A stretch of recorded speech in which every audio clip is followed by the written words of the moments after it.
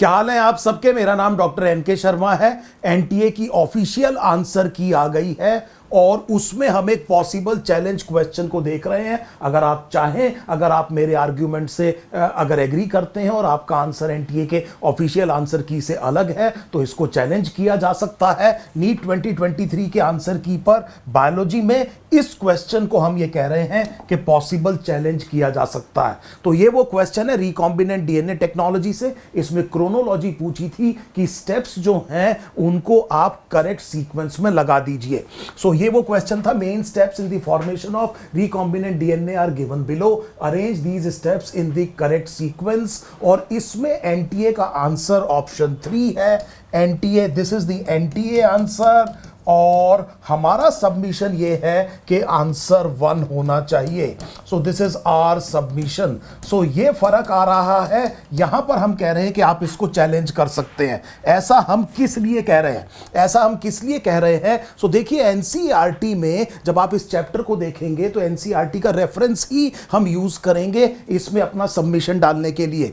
तो वहां पर 9.3 सेक्शन में लिखा है processes of recombinant DNA technology, जो नई एनसीईआरटी है, जो कि रीफॉर्मेटिंग के बाद में, जो कि राशनलाइजेशन के बाद में जो डिलीटेड कंटेंट के अलावा छपी है, उसमें पेज नंबर 171, उसमें सेक्शन 9.3 और ये स्टेप दिए हुए हैं। सबसे पहले 9.3.1 आइसोलेशन ऑफ जेनेटिक मटेरियल। देखिए यहां शब्द क्या लिखा है, डीएनए। फिर 9.3.2 cutting of DNA at specific location. फिर 9.3.3 amplification of gene of interest using PCR and 9.3.4 insertion of recombinant DNA into the host cell and organism. So हमारा मानना यह है कि एनसीईआरटी के जो एग्जामिनर हैं उन्होंने यहीं से इस क्वेश्चन को लिया है, क्योंकि ये ही वो चारों के चारों ऑप्शंस हैं, जो कि ये जो सेक्शंस और सब सेक्शंस के हेडिंग्स हैं, जिनको यहां पर ऑप्शन की तरह इस्तेमाल किया गया है। और इसके हिसाब से देखिए यहां पर सबसे पहले आइसोलेशन ऑफ जेनेटिक मटेरियल और उसके आगे लेकिन लिखा क्या है, डीएनए लिखा है।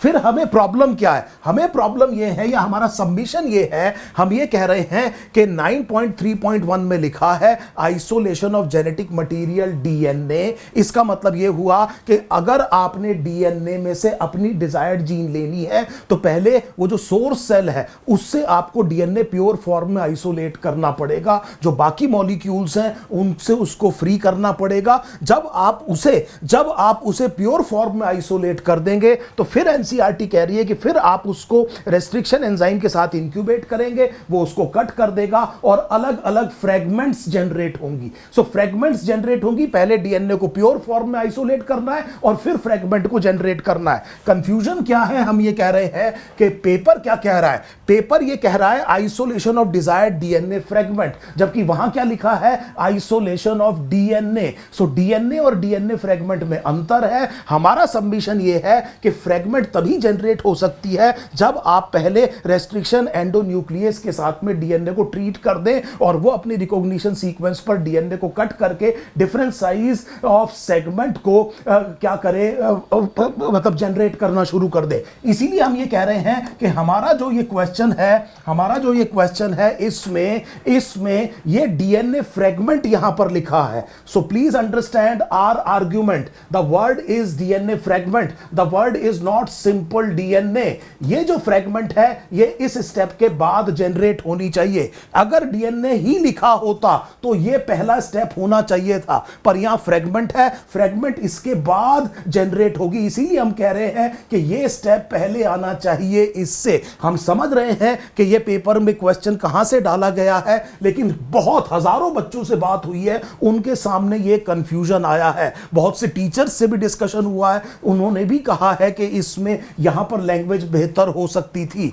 सो एनटीए से रिक्वेस्ट है कि थोड़ा सा इस पर ध्यान से विचार करें। और देखिए एक और यहां पर आपको चैलेंज के लिए आर्ग्यूमेंट दे सकता हूं। पेज 168, इसी किताब में पेज 168 में एनसीईआरटी पहले कह रही है separation and isolation of DNA fragment. यहां पर वो शब्द इस्तेमाल कर रहे हैं डीएनए फ्रेगमेंट, और फिर कह रहे हैं कि जब आप कट कर देते हैं डीएनए को रेस्ट्रिक्शन एंडोन्यूक्लियस से, उससे बनती है फ्रेगमेंट। इसीलिए मैं आपसे कह रहा हूं कि वहां पर डीएनए फ्रेगमेंट शब्द नहीं होना चाहिए था। That was a source of confusion.